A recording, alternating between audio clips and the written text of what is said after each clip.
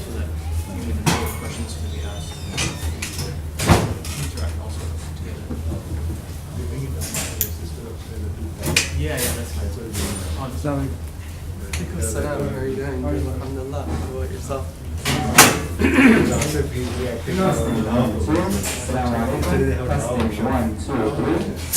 Yesterday. Is it working? I think so. Assalamu alaikum. Testing 1, 2. It's good. It's good. It's good.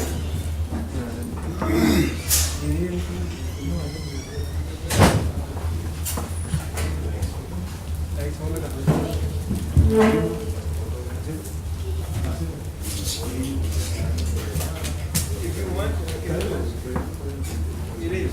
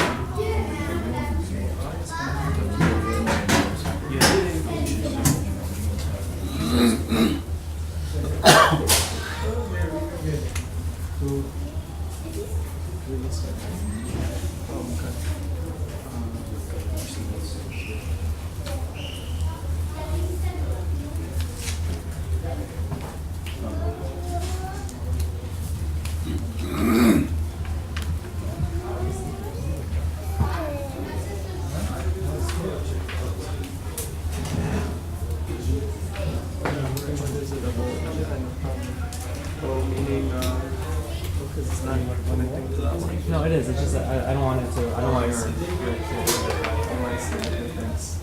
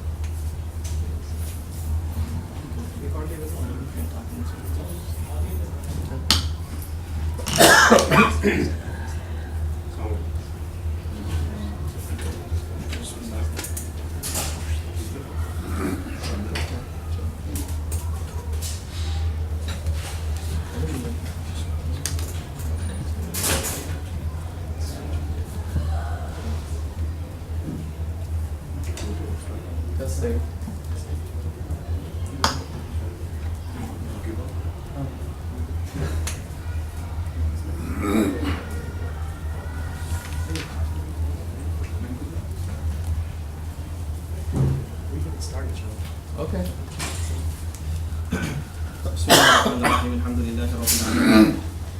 أفضل الصلوات وأتم التسليمات على سيدنا محمد النبي الأمين وعلى آله وصحبه أجمعين وبعد. Are you speaking to? Go ahead. Try again. Hello. Go ahead. It's on. I think it just. Say hello. Hello. Hello. No, we can't hear it. Right? No, no. No, It's working. it's working. You just gotta speak up a little bit. We can hear you when you speak into it. Okay. So, is this necessary? I mean, are we Because projecting? we're doing the live recording. Okay. So this comes out much better. Okay. Could you up? Is there a way to up the volume or? Okay, let me. Because it's Inshallah, I'll try to project my voice as much as possible. Inshallah. I begin in the name of Allah Subhanahu wa Taala, Lord of all that is created, and I praise Him and supplicate to Him, and I send blessings and peace upon our beloved Messenger Muhammad sallallahu alaihi wasallam. I acknowledge that there is no one worthy of worship except Allah, and that whomsoever He wishes to guide, no one can lead astray. And whomsoever Allah subhanahu wa ta'ala wishes to lead astray, no one can guide. With that, I would like to begin, inshallah ta'ala, with a few, what's called a short preface to the discussion of struggle in Islam and the idea of embracing the struggle, because this title is perhaps in need of a little clarification. That in Islam, in the Islamic perspective, Allah subhanahu wa ta'ala, as we know, afflicts everyone. And in varying degrees, because of the nature of the dunya and the nature of our existence and our purpose in this world, everybody goes through certain struggles. And as a result, there is a need for a human being to recognize the reality of his existence and the fact that he will face struggles in this world. That doesn't mean, however, as Imam Ghazali rahmatullah alayhi in his monumental work Ihya Ulumuddin clarifies, that a Muslim pursues struggle, that he pursues balaya or balwa or ibtila in the world. Right? That is not the way of the mu'min. Part of that, for example, is not to seek out death, even if life is very difficult, except in certain very extraneous circumstances, perhaps like in the case of Imam Bukhari rahimahullah ta'ala. And even that, there are certain adab, right, with which a person, if he is in an extreme situation, that the way that he supplicates to Allah subhanahu wa ta'ala should be that, oh Allah, if this is better for me, then let me pass from this world, right? As opposed to a person who would say perhaps that, I'm tough, I'm ready, my faith is there, I have conviction, oh Allah, test me now, I'm ready for it, right? This is the story of a teacher, a great scholar, who made such a statement, right? A minor slip. And in his line of poetry, he said, oh Allah, test me now as you will. And as a result, he was afflicted with urinary infection, right? What we could perhaps consider a urinary infection.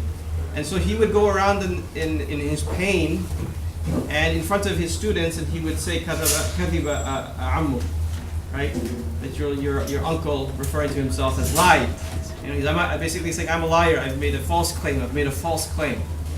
And the reason is because he said that he recognized the false nature of inviting ibtila in one's life. That we as human beings, obviously will always be afflicted, but we don't invite it, we don't request it, we don't seek it out. We ask for afiyah, we ask to be saved from it. So that's the first thing. The second thing is that if you look at the nature of the community today, especially in Western countries, mashallah, myself included, having been born and raised in this community, it tends to be the attitude of the Muslim as well as a non-Muslim. But that's just the way the environment is. It tends to be our attitude that we want to at all costs avoid difficulty, especially when it comes to religion. Right? If there's any difficulty when it comes to prayer, if there's any difficulty when it comes to parking in the parking lot, or the announcement for Eid, or like whether or not you have to wait 15 minutes for, because Taraweeh, you have to start Taraweeh and so they haven't made the announcement yet, right? Inconvenience has become almost an impossibility for us. We can't handle inconvenience. We don't have the resiliency that is necessary for a human being to progress as an individual and as a community. So the first preface really is that while we don't invite difficulty, we have to be ready for it, and we have to be cognizant of the fact that it is almost a necessity of life. And we in general, like whether it comes to physical fitness or it comes to education, when it comes to a lot of the elements of our life, we don't necessarily invite it, but we're very willing to undergo difficulty. And that's actually the American work ethic, right? That we do struggle. If you look at a lot of other countries where there's a much more relaxed lifestyle, Americans are actually very hardworking because they recognize that struggle, if you embrace it, there is a benefit. Of course, it's a worldly benefit, but there's a benefit. The question is, do we recognize that in order to gain one's akhirah, there is actually an extra struggle that's needed?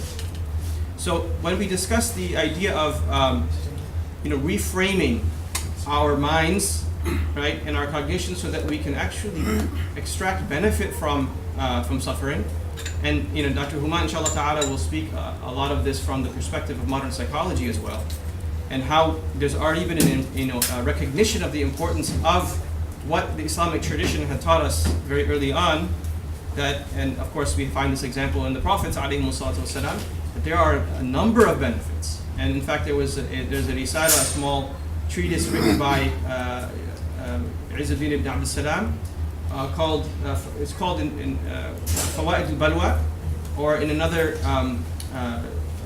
edition of the book it's called Al-Fitan wal-Balaya wal-Mihan wal-Razaya.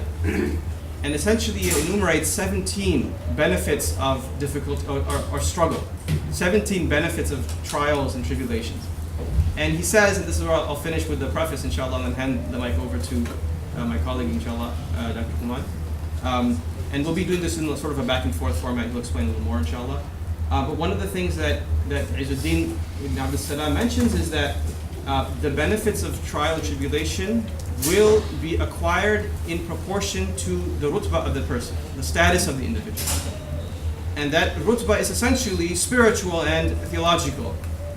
The greater your yaqeen, the greater your iman, the greater your perspective, the more you'll derive benefit from those struggles. And if a person has a weaker mindset, right, and he does not have the proper frame of mind, then he may benefit very little. In fact, it may be very harmful for him.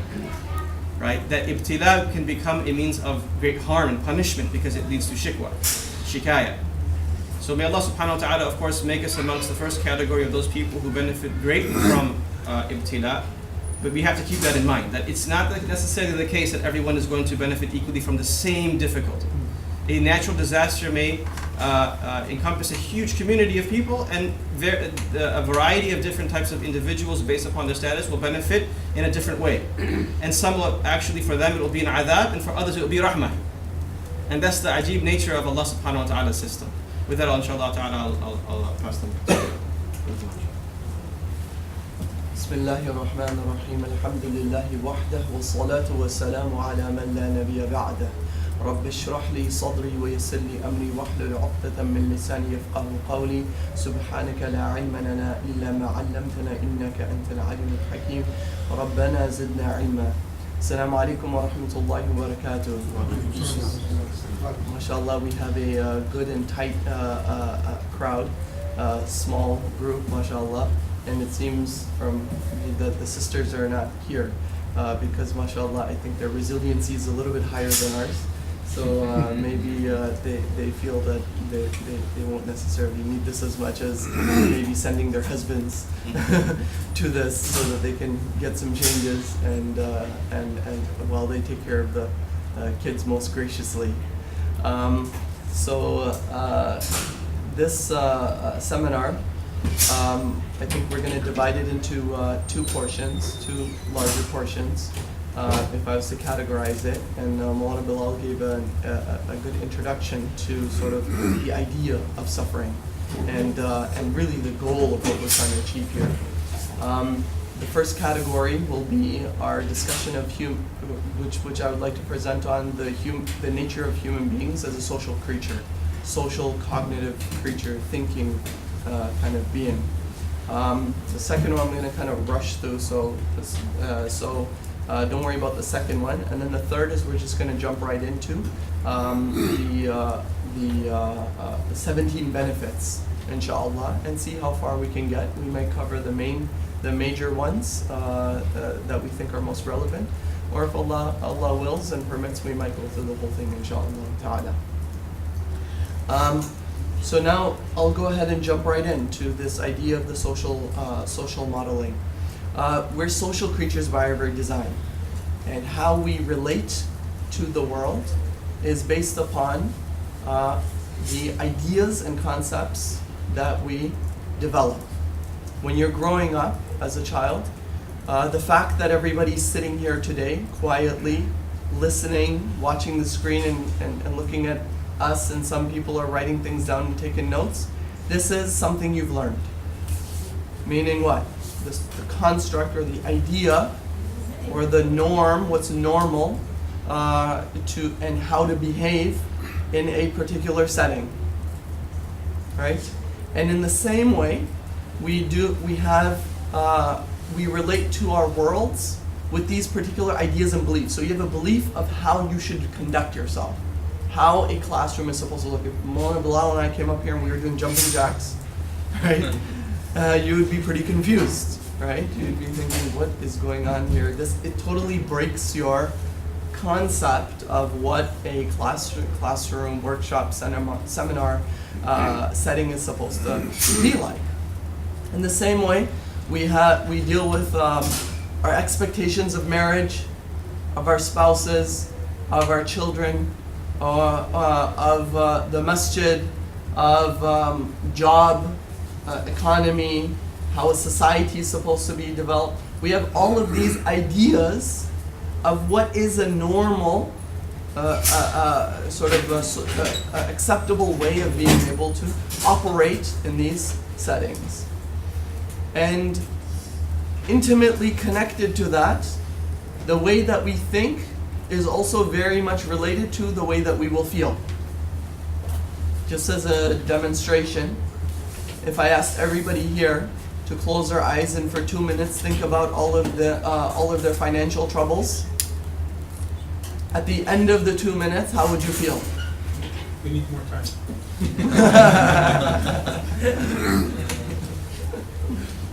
How would you feel? What would be the emotion?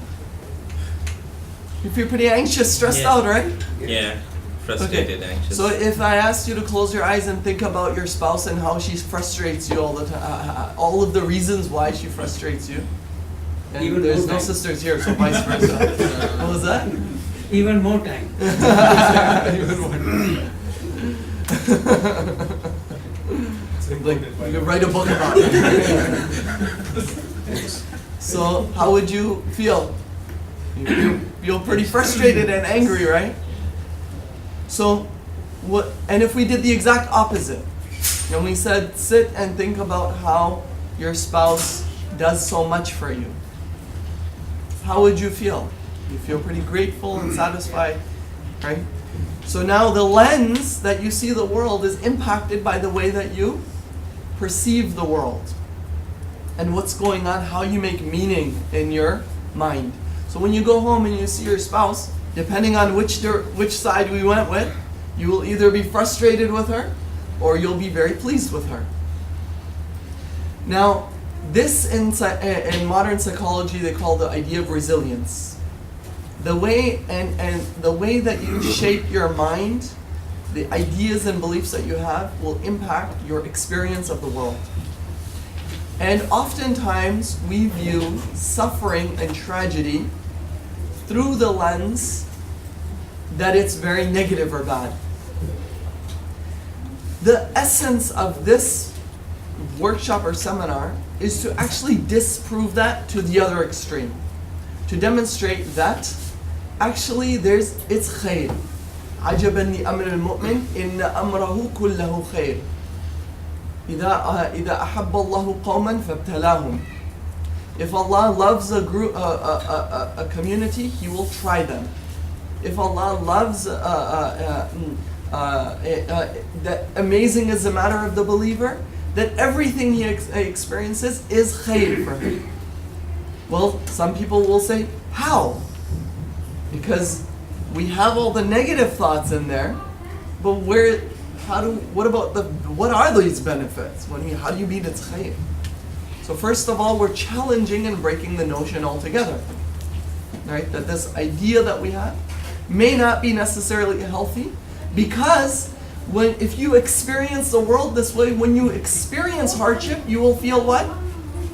Negative, sad, angry, frustrated, This is why the one ayah that I'll quote, ألا إن أولياء الله لا خوف عليهم ولا هم يحزنون الذين آمنوا وكانوا يتقون لهم البشرى في الحياة الدنيا وفي الآخرة. That behold the friends of Allah, there's no anxiety or sadness upon them. What is the characteristic of these individuals? They have iman, but it's not sufficient just iman, God consciousness, taqwa. Taqwa is a state of being able to see the world through the lens of Islam. And lahum al-bushra fil hayat ad-dunya, in this dunya there is bushra upon them, glad tidings, and in the akhirah. How in this world? One of the tafsir I found for this was that the way they relate to the world, it is fundamentally different than the average person. The way they experience sadness, it doesn't mean we don't feel pain. We're human beings. The Prophet ﷺ lost somebody, lost Khadija radiallahu anha, lost his uncle Abu Talib, and these were Amil Huzn. There was a year of sadness for him, right? And we know that the Anbiya alayhim as-salatu was-salam experience pain. But the question is that pain productive? And does it move them forward? How will it move them forward? They feel the pain, but just like in modern psychology, they talk about grief and clinical depression. And there's Dr. Saab here. There's a clinical depression is what? It's like a numbing effect. A person isn't feeling anymore. They just became so sad and depressed, they became completely hopeless. Even a vegetative state. But grief is actually useful for you. When somebody passes away, you shouldn't block yourself from feeling any emotions. You can shed tears, you can cry, in fact, it's healthy for you to remember the good moments you had with this individual. Take meaning. So sadness actually has a good function and a negative function. It can be expressed positively, it can be expressed negatively. And if it causes you to take meaning and reflect, then it will move you forward. Please, Dr. Sorry, I don't want to disrupt, but no, please. That's why the bereavement, the concept of if somebody loses somebody in the family, for first 6 months, the person will experience all kind of depression, even would have hear the voice of the lost one and will be very depressed and all. But you don't treat that for first 6 months with any medications or anything, because that's the time period, as Brother Hoooman said, is where the grief comes in and you express your emotions, and that is the positive aspect. So till 6 months, we don't treat any antidepressants or anything until unless the person is suicidal. Right. That's the only condition where you start treating. Otherwise, all the expressions of depression are taken as part of the grief and part of a positive experience till it subsides. Yeah, absolutely. And this is, and depending on the mechanism, Jazakallah khair for that, depending on the mechanism in which how you deal with it, the type of the quality of grieving you have, it will either determine that it turns into unhealthy, unproductive clinical depression, or it turns into something positive. I'll give you an example. So, in the Quran, for example, they say, أَمْ حَسِبْتُمْ أَن تَدْخُلُوا الْجَنَّةَ وَلَمَّا يَأْتِيكُمْ مَثَلُ الَّذِينَ خَلَوْا مِنْ قَبْلِكُمْ. That you think that you will enter Jannah when that which has afflicted those that came before you has not come to you yet. مَسَّتُمُ الْبَأْسَاءُ وَالضَّرَّاءُ وَزُلْزِلُوا. That poverty and struggle and sickness and difficulty reached them until they were shaken to such an extent حَتَّى يَقُولُ الرَّسُولُ وَالَّذِينَ آمَنُوا مَتَى نَصْرُ اللَّهِ. To such an extent that the Rasul and his Sahaba, they said, when is the help of Allah coming? One tafsir I found for this is that this is not against the adab of the Prophet. He's not asking as a complaint, but the patience is wearing thin, so he's actually asking, when is the help of Allah coming? So we realize that as a human being, you feel pain. Even Anbiya alayhi salatu wasalam feel it. Just as I was mentioning the awliya, they feel the pain. But there's a healthy expression of it. One of the other tafasir I found, which kind of supports his notion, is that حتى يقول الرسول والذين آمنوا متى نصر الله ألا إن نصر الله قريب. To such an extent, they say, when is the help of Allah coming? And then it is said, indeed the help of Allah is near. They say that, who's saying the ألا إن نصر الله قريب? Who's saying that? That they're saying it to themselves. They're feeling the pain. Internally, they're processing this. They're saying, when is the help of Allah coming? And then there's all this research in psychology on self-talk and cognitive reframing. So you're starting to have a negative thought or wondering curiously, and then you tell yourself that, don't worry, the help of Allah is coming. This is incredible. And so what we are going to do is to illustrate, and this will help you to feel a positive, it propels you forward. You feel pain, but there's reassurance and there's some progression forward. When you lose a loved one, you reflect on the meaning that you took, the finiteness of life, how you don't want to waste time, the value of spending time with family members, and then it turns it positive. Do you not feel pain? Of course you feel pain. So this is the idea that human beings are social creatures. The way you interpret and perceive the world will be the way that you actually experience the world. And I'll stop there, and I think that we can transition, the way that, I'm not sure how you want, if you want to comment on this, or if we want to maybe transition into some of the masail. Yeah, inshallah. I wanted to just add, we're going to sort of talk about the format. I think oftentimes, typically in seminars, there's still sort of a one-way lecture. We didn't want to do that for the purpose of the interaction of the crowd, sort of to give everyone the ability to, as Dr. Saab actually did, a comment, to provide comments, feedbacks, and questions. And then also between us to maybe add some thoughts. So I think it would be beneficial to get into immediately the actual benefits, the fawaid al-balwa. And one thing is, obviously that I kind of want to add was that from the perspective of the prophetic tradition, we find that it's actually considered part or necessary for a human being to have the sort of a hazan, a perpetual, hard to say sadness, but this grief, right? A grief. And in fact, in one of the earliest hadith collections compiled by Abdullah ibn Mubarak, rahimahullah ta'ala, Kitab al-Zuhd, there's a very interesting chapter. The chapter title is, forgot the exact one, but it's the Huzn of the Nabi sallallahu alayhi wa sallam. كان النبي صلى الله عليه وسلم دائما حزن. That the Messenger of Allah sallallahu alayhi wa sallam was perpetually in a state of grief. And that's very, just kind of to add, because he mentioned the Amal Huzn, the sort of year of grief of the Messenger of Allah sallallahu alayhi wa sallam. And the idea that this is actually something that is very important for a human being to have. And why we are told in the prophetic tradition to continuously visit graves. It has a very powerful tempering effect on the spirit and the mental state. If you go once a week, once a month to a cemetery, and you just reflect on the reality of your condition, the reality of your life, the span of your life, a lot of those anxieties that you feel when you think about money, right? What happens? You actually start to put things back into perspective. So that cognitive reframing is something that is automatically in the Sunnah. And one of the really interesting things that is very troubling and problematic, and one of the challenges of our time, is that in order to reframe the mind, you have to have time to think. And we now, with new technologies and just the way our lifestyles are, and the fact that the quick, paced lifestyle of the American, work schedule and jobs and even education, so we don't have time to think.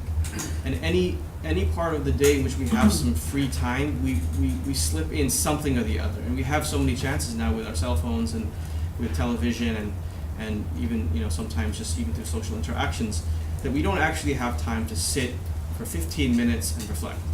And I've actually several times requested people to just try to do this, just to see if it's actually possible. I mean, how far have we gotten as a community, especially our youth, away from this basic assumption that human beings should have time and the ability to sit for 15 minutes and not do anything, right? And just think. If you're on the train, all right, in the subway you can't really see anything, but like you're on the train sometimes. When I was in Pakistan before the cell phone age and I was studying, I remember that some of the most profound thoughts about religion, yaqeen, iman, kind of the idea of the intelligent design of Allah's creation, those thoughts came to mind looking out the window of the bus or the train, right? But now you have, your cell phone, you're communicating with people, like you're so plugged in all the time that you don't have the ability to reflect. And so therefore you're sort of stuck in this mindset. You're not ever removing yourself, observing what is the problem. Is this grief or is this, what's the other term, depression, right? And is this something that I can benefit from? I mean, subhanAllah, there was just an incident of an individual who lost a family member, and they would tell me that when they would go to the cemetery and they would go to their relative's grave, and this is a person who's very well educated in Islam, a very, very strong believer. He said that I must admit to you that at that time I used to think, is there really an akhirah? Is there really an existence after this? Because I know that this person is not moving, they're in the grave, and I'm thinking about all of these riwayat, these ahadith and these ayat that talk about a life after death. And I'm sitting there and I'm thinking I should be reciting Fatiha or I should be, but I'm thinking, is there really an akhirah?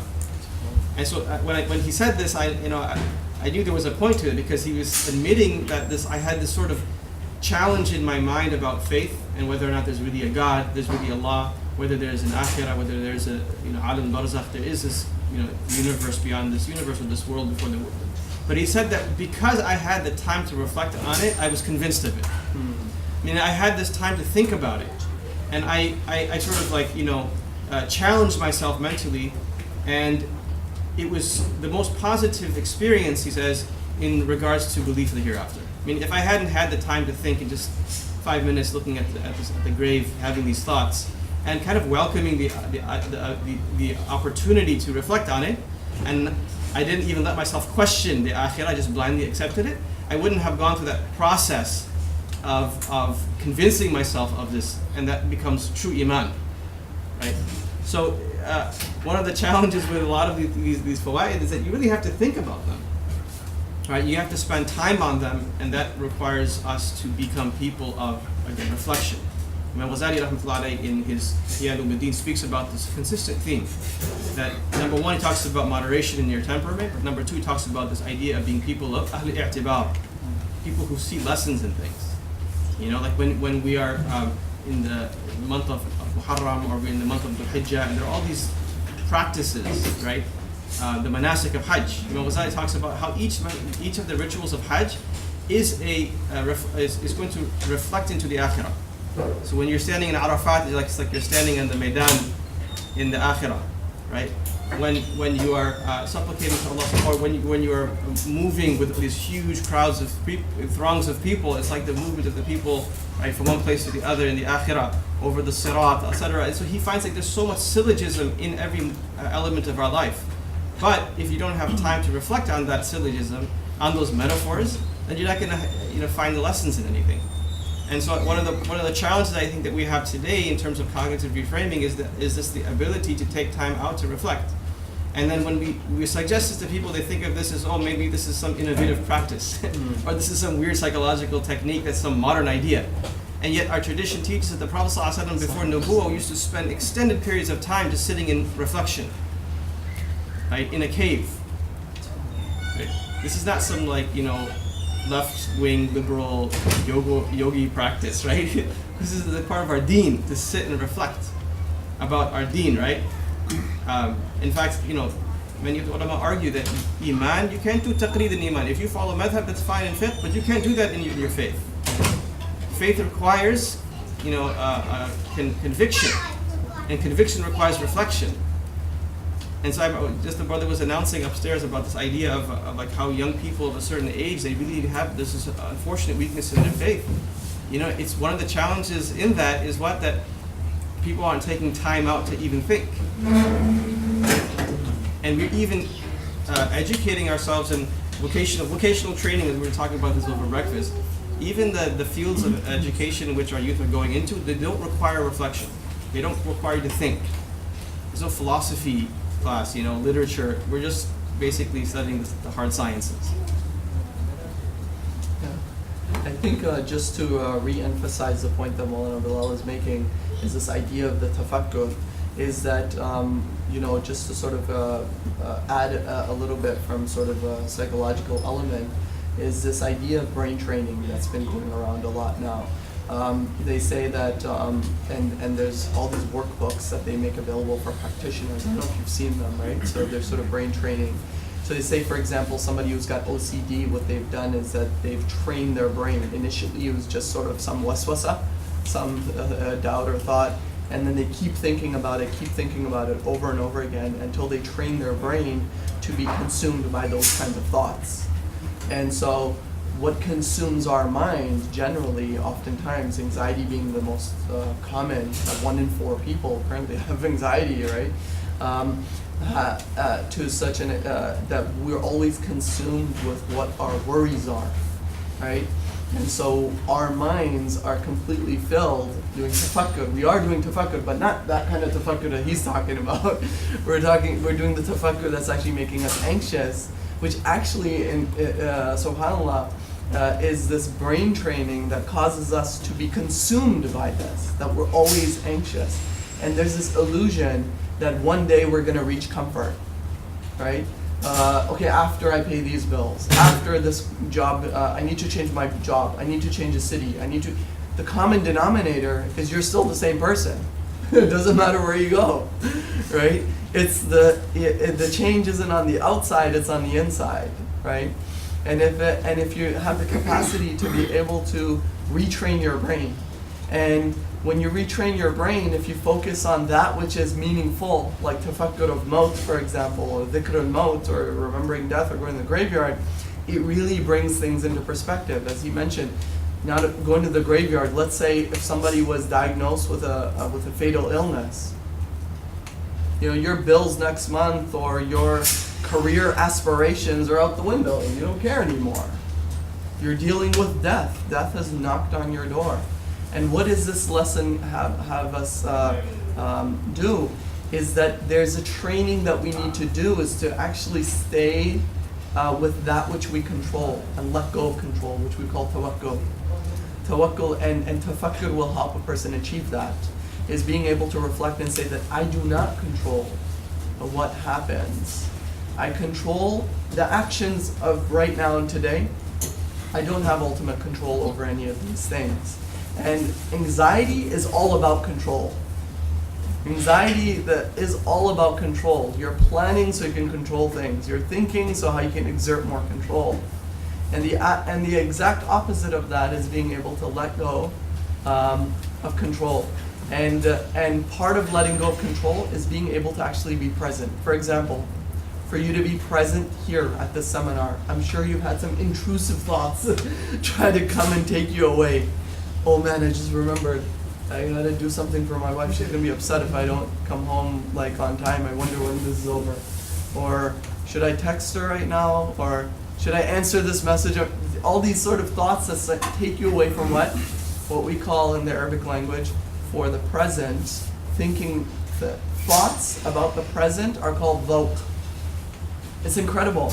Dhawq literally means to taste. So when you're eating food and you're just rushing through it, do you taste anything? No. In fact, it's even got physiological negative ramifications for you to eat like that. But when you eat consciously and you're doing it with tafakkur, right? الذين يذكرون الله قياما وقعودا وعلى جنوبهم ويتفكرون في خلق السماوات والأرض ربنا ما خلقت هذا باطلا. That those who what do they do while they're sitting and standing and on their sides? They're contemplating, and they're reflecting upon Allah, and وَيَتَفَكَّرُونَ فِي خَلْقِ السَّمَاوَاتِ وَالْأَرْضِ, and they are concentrating on the khalq, the creation of Allah. So رَبَّنَا مَا خَلَقْتَ هَذَا بَاطِلًا. How did my food get on this table? People, do you know that the population, the size of the entire state of Pennsylvania believes that, of the American population, believes that chocolate milk comes from brown cows? Do you know that? Yeah, I was totally shocked. I read this in an article. Yeah. The size of Pennsylvania, I don't know what percentage of the population it ends up being, Yeah. still believes that chocolate milk comes from brown cows. Yeah, most reasons. So we have absolutely the GDP, the education of this country is how high, and relative to the rest of the world, specializations, advances, medicine, etc. But then we have stuff like this going on, right? So we don't even know where our food comes from, right? Or our kids don't know. They think, our kids think that the food comes from the grocery store. They don't realize that there's somebody out there on a farm picking it was coming off of trees or anything. They won't eat it if you tell them where it comes from. Right? Or if you the blessing of taking somebody and doing your own slaughter. Subhanallah, right? When you do your own slaughter, you know where it comes from. The sacrifice that you have to do, actually it's a literal sacrifice. And when you take, adult children today, they're like, oh, I'm a vegetarian now because, I can't see the... So the point is, though we don't have the ability to just be present, actually, and to just be able to focus on that moment. Because what we do is we focus so much on the future, on what we're worried about, that we completely miss everything in this time. And then you end up going through like 20 years of your marriage thinking about when things will get better so you can enjoy your marriage, and you never end up enjoying your marriage. Or you think about, after this I'm going to invest in my children, after this I'm going to invest time in my children, and they become 25 years old, you've never invested a day in their life, So the thing is, what we can control is this, right here. And then what we do is let go, and if we do this right, inshallah, who will make it happen? Allah subhanahu wa ta'ala will put the effect in those things, inshallah, and He'll make it happen. But we have to focus on that which we can do at this moment. If you want to add anything, sure.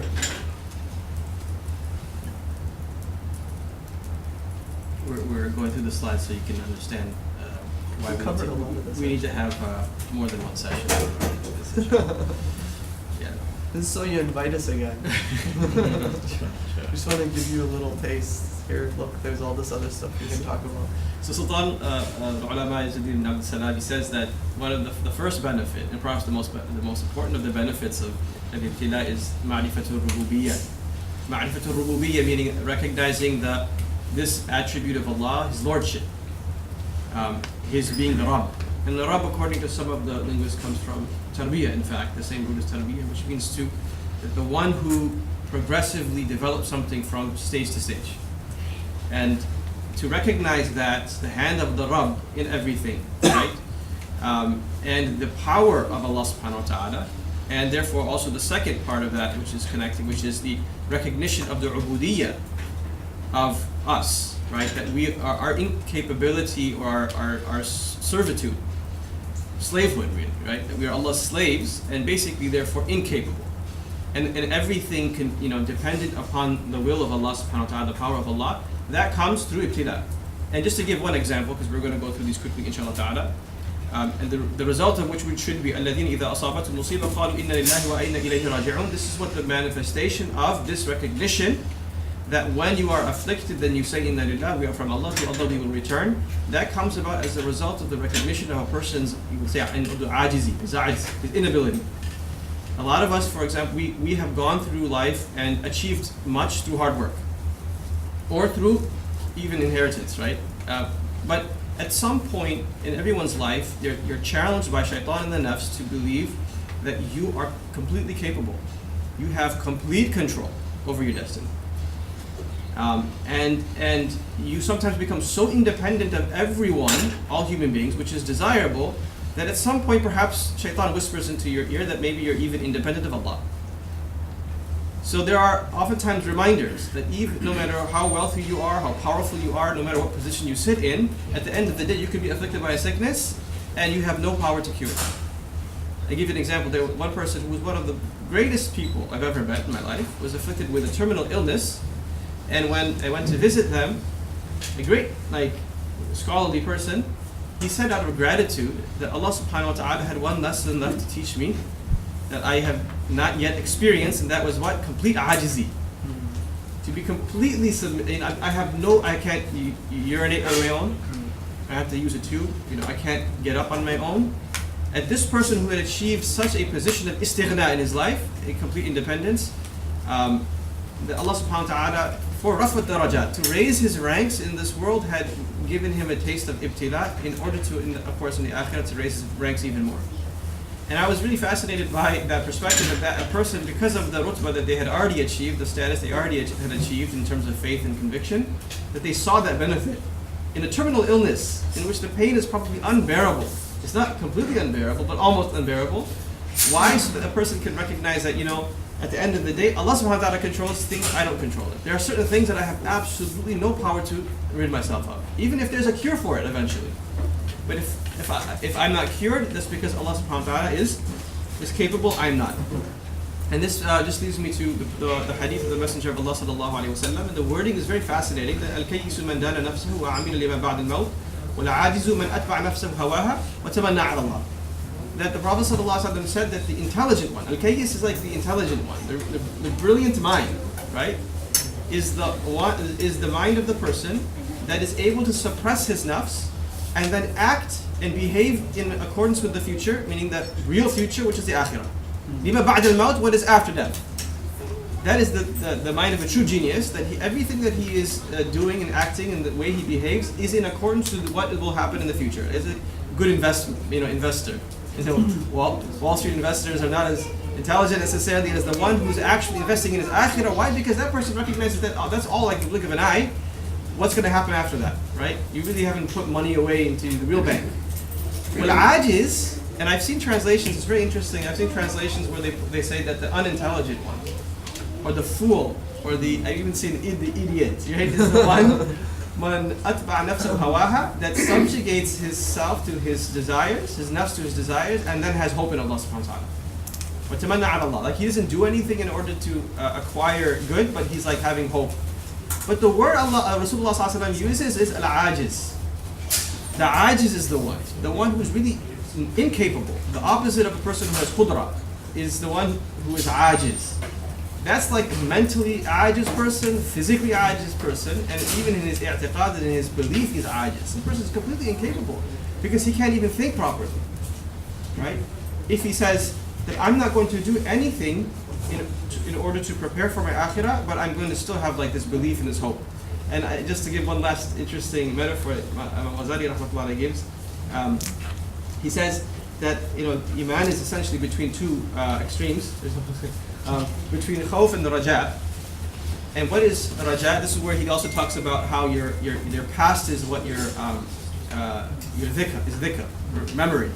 Your present is hope, and the future is either one of two things, right? It's either hope or fear. But actually he says hope and fear are not opposites. So if you have a positive expectation of the future, that's raja. If you have a negative expectation, you call it khawf. But khawf is not a bad thing. These are the two wings of a bird. He says the opposite of raja or hope is what? Is yes, despair.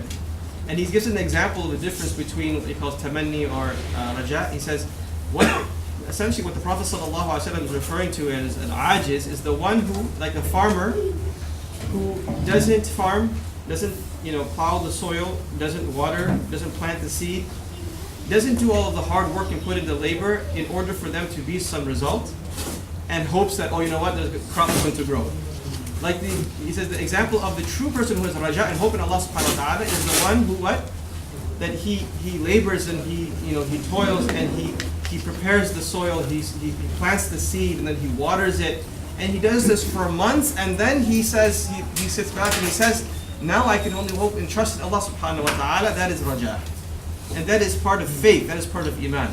So this is really incredible that Rasulullah sallallahu alaihi wasallam, Allah subhanahu wa ta'ala have taught us that, part of the benefits of ibtila is that you gain this element of faith, that you can't sometimes necessarily just conceptualize, you need to experience it.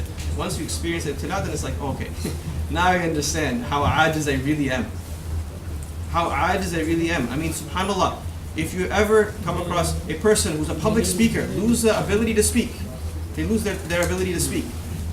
A person who is like a painter, they lose their ability to use their arms. A person who is known for their wealth, they become muflis, they become bankrupt. That really hits. And then a person recognizes everything is really truly in the hands of Allah subhanahu wa ta'ala. Just to add a little Yeah, please. perspective in medications, very simple medications. I mean, we give the same medication to a bunch of patients, and we see a variety of results. They're the same medication, and some are cured, some improve, and some, never improve. I mean, psychiatry, there are lots of patients who, with whatever medication you give, they do not. So that's, as you said, at the end, it's in the hands of Allah to decide. It's not the medication. Right. It's the thing that is there, basically. Yeah, Yeah. absolutely. Yeah, just to kind of sort of add something to that. I think there's the ayah that comes to my mind. إذا مس الإنسان الضر دعانا لجنبه أو قاعدا أو قائما ولما كشفنا عنه ضره مر كأن لم يدعنا إلى ضر مسه كذلك زين للمسرفين ما كانوا يفعلون. That when we try somebody إذا مس الإنسان الضر, that when a difficulty afflicts human beings, what do? They accept this. معرفة ربوبيته, right? The greatness of Allah and His encompassing power. And they recognize that they have nothing that they can do. When the ship is going down, when the plane is going down, what's everyone doing? They're calling out to Allah, right? To their God. All of a sudden the atheist becomes a believer. They recognize, I have no control here. But what happens? The challenge of that is to be able to maintain that state of mind. And ibtila gives you the benefit of that. Ibtila gives you the benefit of experiencing it, like the person, the artist, or whatever. But when you recover it, you have to maintain it. There's a benefit that you gain. وَلَمَّا كَشَفْنَا عَنْهُ ضُرُّ مَرَّ كَأَن لَمْ يَدْعُنَا. That when we remove وَلَمَّا كَشَفْنَا عَنْهُ ضُرُّ ولما كشفنا عنه ضره فلم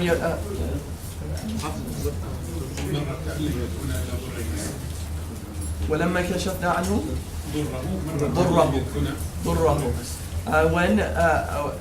when we lift the difficulty from him, what does he do?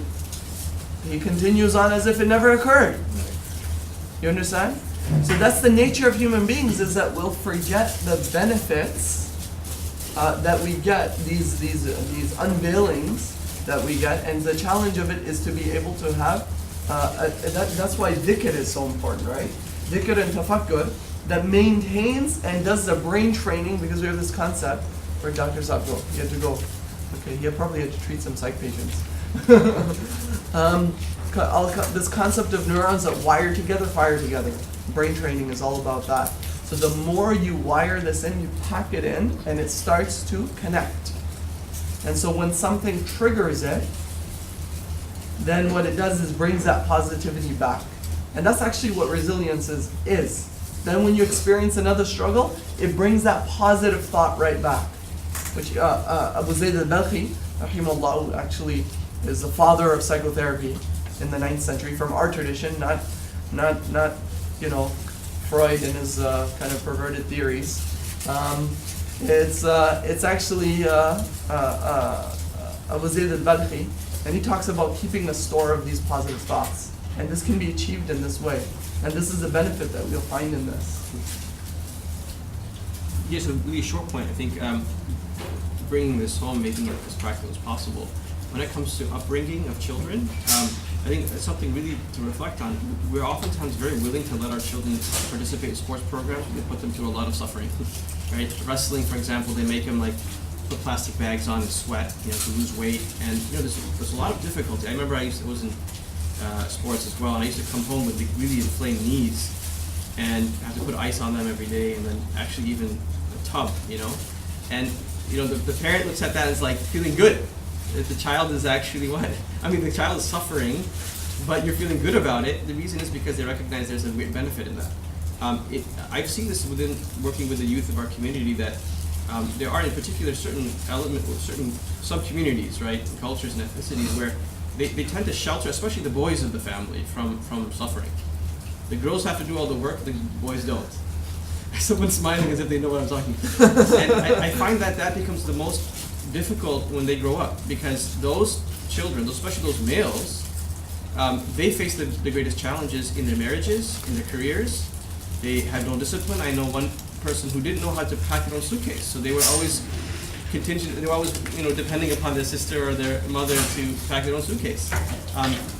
And it's a great disservice. And the reason I give that example is because when I first came back to the U.S. after having studied abroad, I remember I used to, try to understand how to deal with American students of knowledge, even madrasa students. And I used to not even request them to bring water, because the first day I came to class, I noticed that the table was dirty and nothing was packed. And the teacher from the last class, his book was still sitting there. And I kind of made a comment. I said, this is very strange to me. It's against the adab of the gathering of knowledge. They should. I was studying, there used to be a glass of water, fresh water for the teacher, and at least the table was clean. And the students looked at me like in shock, like, look at this guy, arrogant as he is, he wants his own water, go get your own water, And this was like, fourth year, fifth year students. They were studying hadith, and I'm just so kind of. And then I, realized when I saw that, I was kind of like, okay, you know what? I'm just gonna do my thing, teach my class, and leave, And we're teaching. I was teaching Ibn Majah, and I think it was like I was teaching hadith books. But I was kind of bothered by this. That we have pampered our community to such a degree, and I didn't do this for years until one of my colleagues who also came back from Pakistan after having studied, and he told me something. He said, "Look, if you do not teach the students of knowledge, meaning our youth, khidmah, on the day of judgment, Allah will hold you responsible. Don't think of it as like, oh, you're doing them a favor by not asking them to do work. No, if you don't teach them how to do work, Allah will hold you responsible for not teaching them to do khidmah. To make them do khidmah, make them go through suffering, because at the end of the day, they will thank you for it. And you know what? I'm very thankful to my teachers for having us clean toilets, and thankful to my parents for having me learn how to iron clothes and vacuum, things like that you wouldn't imagine having your boys do in certain cultures. Why? Because of the fact that we recognize that there's a fa'idah, there's a benefit in that suffering. And I think that really, alhamdulillah, we talk about this when it comes to general suffering in the community and how we're so suppressed as a Muslim community, and inshallah that will make us stronger individuals when it comes to youth and children. We have to recognize that when it comes to their education, Islamic education, when it comes to just in general the everyday social life, suffering is actually very good for them, and we need to have resilience in our community. There are people that are a large percent of our population that when they go to college, because they just don't have that, they lose their faith as well. It's not just an issue of their social behavior, it's an issue of their faith, because most human beings are followers. They're not leaders. And when the crowd is going in one direction, and they don't have the resilience to do mukhalafa of that, which the challenge is not just to do mukhalafa, it's taghyir. Someone gave you an example. It said the challenge for our youth in college is not actually just to survive. The challenge is the same challenge of every prophet, which is not to resist the flow of the stream and swim against it. It's to change the flow of the stream. That's different. We all keep on using the metaphor that eventually when you're in the water for too long, you have to get out to survive. It's not just about that. The actual challenge is you have to change the flow of the stream. How are you going to do that if you don't have that resilience? Just to add, Imam al-Ghazali in his Ihya, he mentions that when you're doing tarbiyah of children, one day you should give them good food, the other day you should give them dry bread. Do you think it's mean, right? Especially mothers, it's difficult. It's like, oh, they're hungry or whatever, like you give them the food. But actually giving them dry food. I experienced this myself, my children. My son said to me at one point, he's like, we're like running late on dinner or something. He's like, oh, I'm so hungry. Where's the food? Where's the food? I was like, what are you talking about? Where's the food? As if it's your right, And I said, okay, this is what we're gonna have for dinner. Here's some cereal. Cereal? Where's dinner? I was like, what's dinner? He's like, meat, rice, and my wife and I turned it and looked at each other and we said, oh, we got to change some things around here. We can't have him growing up assuming that this is going to be the norm. That what's going to happen one day, he has to go do mujahada and he has to go study the deen or go out or something. And then he's like, where's my dinner? Where's my bed? You know what I'm saying? Actually, I do a lot of marital counseling, just a story. there's a couple, the husband came in, and I saw them separately too, just to kind of isolate them. I said, so what's the issue for you? He said, my wife, she wakes up very late. And I said, okay, so what's the problem? And he said, I have to go to work in the morning. I was like, okay, I don't understand. What's the problem? He's like, she doesn't make my breakfast. Oh, okay. So what do? I starve. And then I go to work, and it affects my whole day, and I can't concentrate, and I almost lost my job. Have you ever? I said, I'm going to come up with an amazing intervention for you. It's like, how about making your own breakfast? You want me to make my own breakfast? I don't know how to do that. I was like, oh my goodness. It's like my mom always had my breakfast ready for me. It's like, oh my goodness. This is like, and there's a lot of scenarios like this. You're kind of laughing at this, right? But there's so many expressions of this that actually comes up. This is just an illustration of sort of an extreme one. We have seen many people, and some of my friends, who want their wife to put food in their plate when they are on the dining table. Right. So even serve the food to them, and this is very normal. So how? And they expect it, Yeah. They're I think lucky. we'll do the next two together. We'll just go through maybe about 5 of them, and then we can wrap up and open the forum for questions, inshallah. But the next one was ikhlas. Ikhlas, obviously, something that's also achieved through this recognition of the self, recognition of Allah subhanahu wa ta'ala, and where you stand. That creates sincerity within the heart. And you tend to see this if you go to certain communities, like you go to inner city communities, people who are more impoverished. You tend to see people who we use it in sort of street language. People who keep it real, people who are more sincere, and when they speak, they speak what is in their hearts, and that is oftentimes not just part of the culture, but it's because of the ibtila of the community that you just it creates a sincerity in the culture, and then that leads also to what inaba. Inaba is one of the benefits that it's actually oftentimes only after challenges and difficulty and suffering that people turn to Allah subhanahu wa ta'ala. And that was kind of already spoken about, that when you're in the boat and it's sinking, that nobody stays an atheist, because that's then when the deep inaba that was hidden and being covered by that atheism, the kufr, which is like to cover something up, and then it comes out eventually if it's there. And then the fifth benefit is talked about is what tadarru, submission and humility and supplication.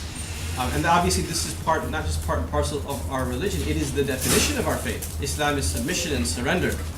And surrender requires humility, right? One of the challenges, I think intellectual challenges of our generation, and has been for some time, but particularly now, is just intellectual submission and surrender. To be able to surrender your moral code to the revelation, right? To believe that if Allah subhanahu wa ta'ala has said this is immoral, it doesn't matter what the entire world says, it is immoral. Right? And if Allah subhanahu wa ta'ala says this is moral, this is good, then to believe to surrender the intellect to the reality that is good. And it's not just about prayer. We have lots of people who pray, which oftentimes they give up when they have these questions, intellectual questions. But the physical submission of the forehead onto the ground, which is actually really a significant position to put yourself in. Think about it. I think Malcolm X wrote about this in his autobiography. It was the hardest thing for him when he came into Islam was to put his forehead on the ground. Because if you've never done that before, and you're putting your rear end, which you consider to be like the most debased part of your body, above your actual forehead, which you hold up in pride, that's a pretty humiliating position. And to voluntarily do that is an expression of true submission, except that when it becomes ritualized, then you don't realize what you're doing. And so you are praying, perhaps praying, but at the same time you're intellectually thinking, you're judging Allah subhanahu wa ta'ala, right? And as what our Sheikh says, Sheikh Amin says, one of the teachers, he says that we hold Allah hostage to our concept of justice. We hold Allah hostage to our concept of justice. Is that Islam? That's not surrender. That's not inaba. That is not tadarru. That is not submission and humility in front of Allah subhanahu wa ta'ala. If I can jump over to this here. Yeah. Because this one covers a good deal here. So this 8 through 11, I did a little bit of outside reading to kind of help me with this a little bit, and it sort of comes almost in stages. So the hukum of the one, these are four benefits that come as a result of trials and tribulations. One of them is sabr. So you can't do sabr unless you actually have something to do sabr about, right? And so what the Razi also talks about this in his tafsir al-Kabir, that it's wajib actually to do sabr. The hukum is that it's wajib, it's mandatory to do sabr. Meaning that you can't say or do anything displeasing to Allah. You can't complain and say, why me, what is going on, is this justice, is this fair? You know, Allah protect us from doing such su'al adab with Allah Ta'ala. And then, but even better than that, which is mustahab, is rida bil qada. Is actually being content with the decree of Allah Ta'ala. So He willed it, and then you're like, you know, okay, I'm content. There must be some hidden blessing to this. I'm content. Perhaps there's some good in, you might dislike something, but there's some good in it. Then after that, it's actually al-farhu biha. This is even a higher level. So now an individual actually, something bad happens to him and he's happy about it. Why? Because he thinks about the immense benefits of trials and how they supersede the minimal pain that he will experience in the dunya, and he becomes pleased and happy. And even higher than al-farhu biha, he is not only happy, he even thanks Allah. And that's an incredible way of responding to suffering. He goes and he thanks Allah. And Izz ibn Abdus Salam, correct me if I'm wrong, but this is the example he uses, right? About the doctor, for example, who cuts off the arm of an infection that's going to spread to the rest of the body. What do? You actually thank the physician, right? What did he do? He put you through pain. He cut off your arm. You can't use your arm anymore. You're going to turn around. What's the matter with you? No, because you actually realize that he did you a favor by doing that. That he saved your life. إن كنتم على شفا حفرة من النار فأنقذكم منها. That you were on the verge of falling into the fire, and I saved you from it. Allah Ta'ala is telling the believers, right? That before you were on Islam, you were on the edge of the fire, I saved you from that. And so this ibtila is a sort of cleansing, right? That no one shall enter Jannah except illa, what is it? Mutahharun, isn't it? Or mutahharun? Except the purified ones. No one will enter Jannah except the purified ones. So there's a purification process here. So then you have shukr for it actually. Oh, yes? Yeah, once you finish, I have a question. Yeah, go for it. Okay, so we're talking about the rida bil qada, right? So one thing definitely, the person who practices and he realizes, alhamdulillah, this is for Allah, so he benefits for sure. But do you make a distinction that a person, depending on who he is dealing with, he will definitely benefit whether it's his family or an outsider. He will benefit because if he practices this. But sometimes if he does not actually talk about it to the other person actually does not benefit. If he goes down because he's not realizing that the other person is causing some pain and suffering to you. So one way is that you can be in this state and benefit, but the other person is not getting trained to come out of that issue, and you're not helping him really. And so where do you draw the line in terms of training somebody and just bearing it and being happy about it? Yeah, I think the preface we sort of discussed that if a person is receiving pain or suffering from somewhere, it is responsibility to, if it's within your ability, to remove it, and not to allow it to continue. And that's where you have to differentiate between those issues in which are in your ikhtiyar or ghair ikhtiyari, like the things that are volitional, non-volitional issues. So in the discussions of patience, the scholars differentiate between those things which are in your control and those which are not in your control. If you do have the control to stop that suffering, you stop it, and of course you don't invite it. And that depends on the situation. Like if that is coming from someone in particular, and how do you stop them? Obviously, depending upon the situation, the nature of the harm, whether you can stop it by your hands, physically, or vocally, or you just have to actually express somehow through your behavior or your disapproval, your facial expression that you don't approve of that. And that differs from situation to situation. But we don't want to allow the suffering to continue if we have the ability to stop it. If that answers the question. So I think that was more from the person who's practicing. When I was referring to the other person, if you stop, then of course you stop the suffering. But when do you really decide that you need to tell the other person so that the other person also spiritually rises up? Meaning you're telling them to have patience, or are you telling them to stop? To stop it. Stop the action that is harmful. Yeah, but I think because that's also from the other, that he's doing something wrong. Right. Right, to a Muslim. Yes. So if you don't tell it and you just suffer, so you'll be raised in the eyes of Allah and you'll get better and stronger. But the other person has not trained himself, and maybe he's your responsibility. Right. That's Yeah. So it is your responsibility, and again, there's some details. So if you're like an elder, right? It's your responsibility to use your hand, even, right? Okay. من رأى منكم منكرا فليغيره بيده ومن لم يستطع فبلسانه ومن لم يستطع فبقلبه وذلك أضعف الإيمان. That if you're in a position of authority, you're a peer or you're actually superior, then you use your hands very physically, you stop the evil. At least you can vocalize it, and then at the worst, then your heart. And your heart is also what your heart always manifests itself in the manner in behaviors. So you have to stop it, and it depends really on the situation as to how. But stopping it is something that's part of it. Really, if you look at the context, what many of the ulama, when they speak about the fawaid of balwa, it's really things that are not in their control. We're talking about times when you can't stop it, right? Because that's not within your power to stop. And those types of sufferings or those types of ibtila'at are going to be there as well. That's actually the distinction between healthy and unhealthy anxiety. So that which you can control, that anxiety is helpful and it mobilizes you to actually do something to control the situation. But unhealthy anxiety is when you realize that there's no control that you have, but you keep ruminating and thinking and reflecting on how you can exercise control when you really don't have it. And that's when you surrender and you say Allah is in control and you sort of leave it alone. They do this in psychotherapy. They won't say Allah's in control. They'll say you don't have control, and help them to sort of come to terms with that.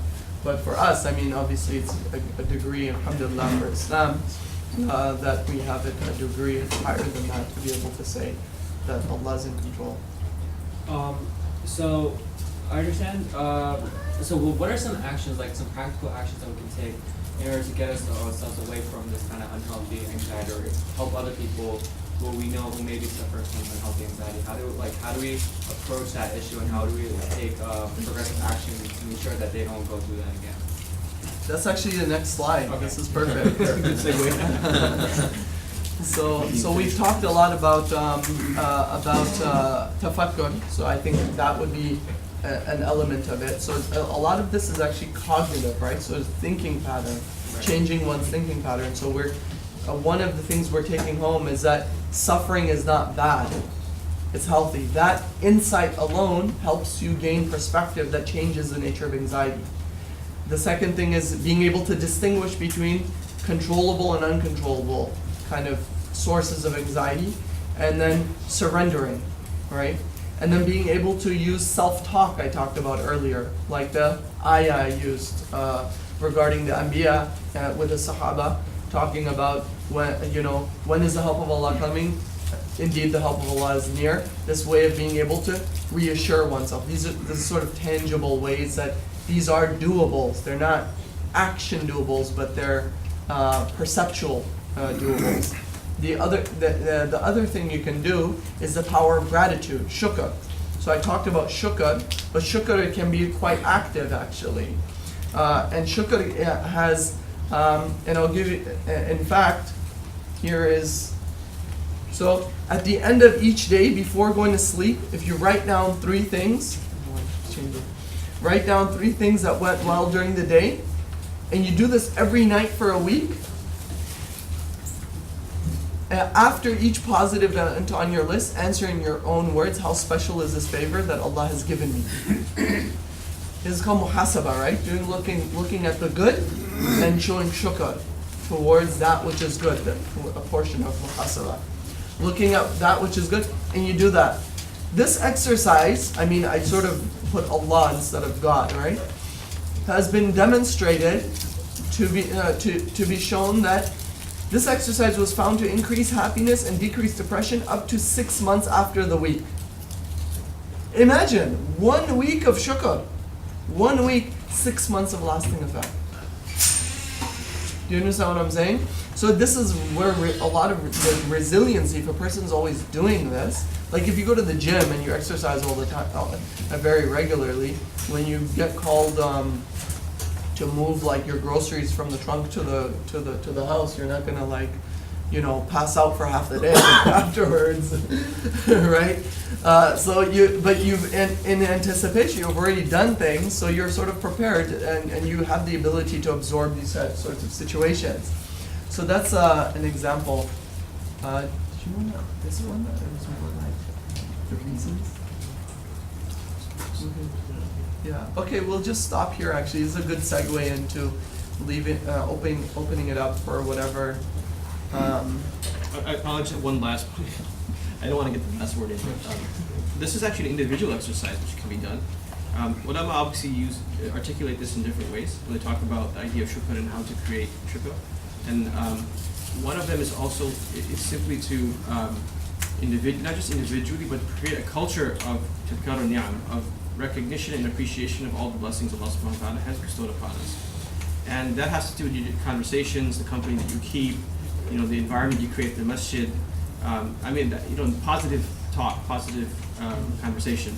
Being around people who are very appreciative people, and tend to, even if they don't, it's not like they're blind to negativity. They're not blind to the situation they're in, but they tend to be very grateful people, and they talk about Allah's blessings upon them in life. Ali Muttaqi al-Hindi rahimahullah ta'ala has a risala on this, and interestingly enough, the whole risala, I was looking at it and comparing it to Sultan al-Ulama Izzuddin ibn Abdul Salam's risala, or his treatise, and I found that he essentially touched on just one issue, that the recognition and the reminder of the blessings of Allah subhanahu wa ta'ala is the best coping mechanism for suffering. And he really says that if you look at it, in the day, a person should actually thank Allah and hamd and praise Him twice with every breath. One for the inhalation and the second for the exhalation. Because with every inhalation there's a blessing, and every exhalation is a blessing. And if you count that, I don't know if the physicians, he gave a number of how many times a person breathes on average per day. He's talking about hundreds of thousands of times, right? Or because of hundreds of thousands. But that's a lot. So he says, at the least, a person should say Alhamdulillah ala jami'i ni'amani. All praise be to Allah for all of His blessings. And then in general, to have that as part of your daily conversation, right? That don't always talk about negative things, talk about positive things. When that happens, then positive people will be attracted to you. And then you'll have good company, positive company of people who are grateful. So one is the exercise which is of the individual, but one is that you might need to actually go into the company of people who are generally positive and grateful. And that helps a lot with suffering. Yeah, you might actually have people that look very pious externally, right? But they're always talking negative sometimes, right? That when we're talking about good company in that respect, that does actually have an effect on an individual as well, right? So being able to come home and even having this conversation with your spouse or your family member about how blessed you are, we sit and talk about the blessing of children, for example. Alhamdulillah, isn't it amazing? And so being able to actually express it and having these conversations is actually very useful, because you end up storing this information, because we get trained actually as brain training, trained to actually look at the negative. And actually as human beings we're propelled to do so. Allah talks about so many places, right, in the Quran Whenever a human being is given good, they're happy about it, but then they forget easily afterwards. And then when they're given bad, then they say, oh, why am I being disgraced? What's going on? So there's this negative sort of, and actually in psychology, you call this a negative attribution bias. That the human being is generally disposed to having more of a negative outlook on things than the positive. I mean, tell somebody, 5 good things about them and then 1 bad thing. The 1 bad thing is the thing you're going to be thinking about. Oh, why this thing? You explain the criticism, right? So actually, it's an active process of being able to develop shukr, gratitude, an attitude of being able to see the world through the lens of shukr. Inshallah, we'll end with that, and if there are any final questions, inshallah, we'll entertain the questions. Otherwise, we don't want to put you through more suffering. Any elongation of the majlis may perceive as unnecessary suffering. So, inshallah, if anybody has any questions, please feel free to ask them. It's kind of vague, and I'm going to try to grasp my own thought about it, but the idea that we have with taqwa being the fear of Allah, that immediately puts you through a state of looking at everything in the sense of this is my doom, or this is a way for me to. Yeah. And then what you were talking about is the idea of being in an attitude of gratitude and so forth, which are in contrast. And I've always struggled with maintaining a balance with that, which is what I'm assuming and understanding that that's what you're supposed to have. Yeah. So how do you come to terms with that, or what's the practical way of keeping that balance without having to lean left or right? So I think first we have to properly define taqwa. I mean, taqwa is not fear of Allah. It's not just fear It's a of Allah. manifestation of taqwa. Taqwa is the consciousness of Allah subhanahu wa ta'ala. God consciousness. And so the idea that Allah at every moment is watching you obviously has an element of what fear to it, right? Because you fear the recompense, you fear the negative jaza of your sin, but also that you recognize that Allah subhanahu wa ta'ala is with you in a positive way as part of taqwa. And that's وَمَن يَتَّقِ اللَّهَ يَجْعَلْ لَهُ مَخْرَجًا. That's where the escape comes from. Allah subhanahu you have this high expectation, this husn al with Allah subhanahu wa ta'ala, because of which then Allah makes things easier for you. So that's number one, the first part of the question is that I think we need to make sure that we don't define taqwa for people as just the fear of Allah. Secondly, but fear is part of it, right? And that's where, as many of the ulama say, that there always has to be a balancing or moderation in your temperament. And so in certain stages in your life, you might want to have more fear than hope, because there's a dominance of hope, right? Where you don't see consequence. When you're young, you're like, just do it, Who cares about what happens later on? And so therefore, when you're young, some of the scholars recommend that there should be more reminder of the punishments. But when you're, elderly perhaps, when you're death, then at that time you need to have more of a shift towards hope. Right? You talk to someone who's near death, not about all the sins that you've committed, but about the mercy of Allah subhanahu wa ta'ala. So there needs to be more of a balancing with hope and Allah's mercy. So that's actually where the company of the spiritual guides, the mustaheen, the shuyukh, imam, the people who are trained in that, and obviously even the therapists, because that's their function in the integrated system, is to look at, often in our community we have this, I think, exaggerated guilt. The way that in some context of the community, from what I understand from most of the experiences that I've had with people with youth, is that they have this excessive guilt. I mean, not everyone. I'm talking about people who are outwardly religious or practicing Muslims, and they have to be balanced. You have to talk to them about the hope in Allah's mercy, istighfar, tawbah, how merciful Allah subhanahu wa ta'ala is, the ability to change your life, that you're not stuck this way. And not to talk about the fear of Allah. But with some people, have a sort of a crazy lifestyle, don't really care about consequences, then you don't talk to them, about hope in Allah's mercy, right? That's just going to further, like Imam Ghazali says, this very interesting thing, that there's a person who comes to you, to the Imam, and he says, is there tawbah for the one who is a qatil, a murderer, right?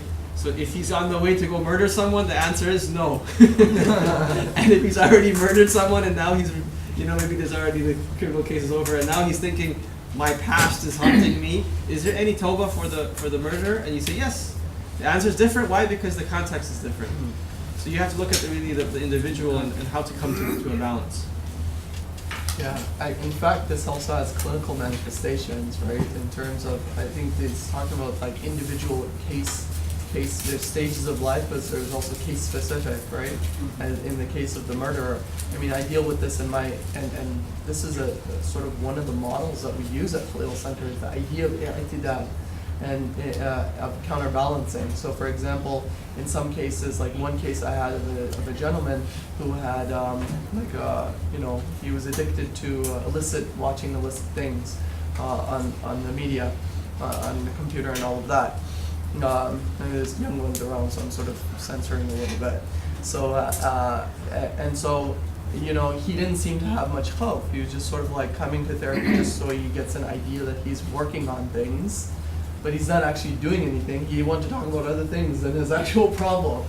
So, and then when I asked him about it, he said, oh, inshallah, Allah will forgive me. And then you even go to the extent where he'd say, you know what, there's a benefit because I feel bad and then I do tawbah afterwards. I was like, that's a way of rationalizing the issue. Actually, you need to have fear, so you have to see the severity of this to such an extent that actually stops you from doing it.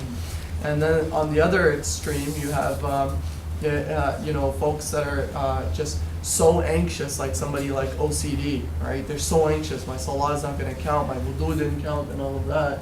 And then you get them to the point where you say, look, whether it counts or not, you're not gonna.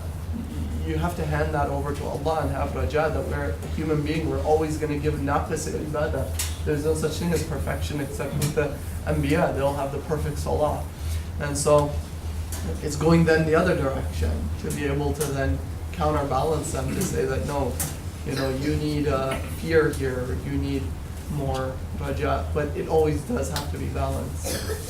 No. Which one did you listen to? Did you want to? So I guess we didn't really introduce what Khalil Center is for those who might be curious. So Khalil Center is a psychological and spiritual wellness center based out of, we have 3 offices in Chicago and 3 in California. And Khalil Center basically offers, what we do is research and training. So ultimately what we do is that Khalil Center is rooted in, it does mental health care. However, it's rooted in the Islamic tradition, in the Islamic principles. So what we do is like exactly as we demonstrated, we're not just clinicians doing clinical work, but rather we're integrating psychological and spiritual wellness to develop resiliency and holistic functioning, and whether it's for individuals, like marriage counseling or working with individuals one-to-one counseling setting, or whether it's on a community level. And this is sort of an example of that, of doing community education and wellness. And then what we do is we also train professionals in more of our tradition, within the Islamic tradition, as to how to work with individuals and integrate both behavioral science and Islamic tradition. And Mullen Bilal is the president of our board. Myself, I'm the executive director and a clinician. He offers religious consultations, and I do psychotherapy as well. So we kind of bring that together, and our visit here in the East Coast has been this sort of first East Coast tour that we are doing, and so there's an intention potentially to bring services over here as well, because we're in the West Coast and Midwest, and so many people have sort of expressed an interest in wanting to have something local to the East Coast. So if you make dua that if Allah allows and gives us tawfiq, that maybe we might be able to venture out into this part of the country to offer some services as well, inshallah ta'ala. But in absence of that at this moment, we do have web therapy available. But there's a screening process to make sure that that's appropriate. There's a portal that we use to sort of, that we've sort of created specifically for this. It's designed for this type of work that we do. So people can kind of sign on and get some help on the web as well, inshallah. We have some courses online for those who wanted to take courses on parenting or marriage, and the niche of Khalil Center is really bringing these two together, but really rooted in the Islamic framework, the Islamic principles, the usul of this tradition. As far as Yes. the training is concerned, who do you train? I mean, what kind of background or prerequisite? So trainings we offer to graduates, so we have both like seminary training as well as graduate students. So we have like internship program for somebody who's doing social work, mental health, clinical psychology. They're doing graduate coursework and they need to do rotations, right? So Khalil Center is actually, an approved training site. And we're actually APIC accredited as well, certified rather, to offer Muslim mental health training, specifically working with Muslim mental health. And so that's the kind of training we offer. We also have some seminary interns of Maulana Bilal students at Al Qasim, for example, that come in, those who are imams. We offer some to students of the seminary as well as those who are already imams, and we do some basic training in mental health competencies and counseling skills and that sort of thing. I'm part of the board here, so if we have people here who need help, can we refer them to you, or how Yeah. do we reach out to you? You can. The challenge is that it'll be largely web-based probably to begin, which is fine. And that might mean that some people might not be appropriate for that, which is fine also, so we can do what we can. But if you also get some buy-in to get some support for Khalil Center coming out to the East Coast, inshallah, we're planning on maybe starting in New York and maybe branching out into New Jersey after that. So and our timeline is possibly after Ramadan, is sort of an anticipated start date for some just initial local services, inshallah. Can you give us some examples? I know, like, being more specific, like, especially dealing with Islamic centers, what kind of things that you could provide help with? I mean, For be more like an Islamic specific, center? Marriage counseling, what kind of counseling? Right, And so parental health and what? yeah, kind of- so we do the whole spectrum, so it could be anxiety and depression, like addictive behaviors, pornography addiction, for example. We won't do like drug addiction, especially on the web, right? We do a little bit of it in, as long as they're in detox, if we have local services. We do, consultations for people, like let's say somebody just wants a consult or two. We do parent training, for example, so some parents want to talk about, issues or challenges they're having regarding their children, and they just sort of want some direction as to how to work with that. They want religious consultations, like Maulana Bilal has, for example. Somebody has OCD, and they're like, is my salah valid? Is it not? Like, what should I be doing? What should I not be doing? Is that, these sorts of issues, like I'm fasting, but I'm on anti-anxiety medications, like, is there permissibility? And we take an integrated approach to assess and also have him look at the kind of religious basis of whether it's acceptable to kind of give the dispensation or not. So we deal with, and then family issues, sort of the whole gamut. We won't deal with extreme psychological disorders such as schizophrenia, active hallucinations, or especially on the web, we won't do like suicidal, we'll do it in person, suicidal kind of people, but not on the web. But we are launching a crisis line mid-month in October, so that means that they can call in a crisis. So we'll help stabilize and find them somewhere to go, but we won't actively treat that person unless we have local services for that. So that's kind of the stuff that we'll do. And Is how that does something? the treatment go, like, spans over weeks, or just you wrap it up within a week, or it's a 1 hour session, 2 hour session? Right, so it's a 1 hour session usually, oftentimes once a week, maybe every other week. And it really depends on the nature of the problem. I mean, if it's consultation, religious consult, it might be one or two. If it's a consultation around like what to do or around like parenting or something, it might be one or two. If it's a more active treatment, like we're dealing with depression, not extreme, right, then that we won't treat on the web, we do that in person, then that might be a little bit longer, right? Anxiety might be a little bit longer, so it really is contingent upon what the situation is or what the concern might be. So the services provided by you, are they free? And if they are not free, what insurances do you accept, or is it only out of pocket? Right. So we have a policy of services over finances. So we make our services accessible to everybody, irrespective of their ability to pay. The way that we can do that is that those who have insurances, we do use their insurances to build their insurance panel. We're all on the insurance panels. The challenge is, though, the web, it may or may not cover very much. It really depends sometimes. State, insurance provider kind of coverage. And then if you can afford to pay, then we'll make you pay, because there's a sliding scale. So based upon your income, we'll sort of like assess what you can afford.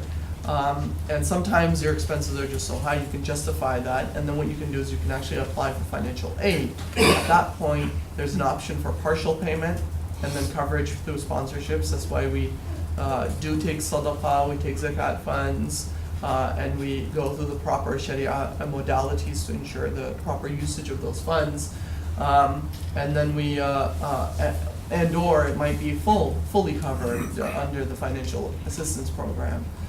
As well is also an option. So, all of those things are available. Do you have sisters on board also? Like Yeah, absolutely. The majority of our clinicians are actually sisters.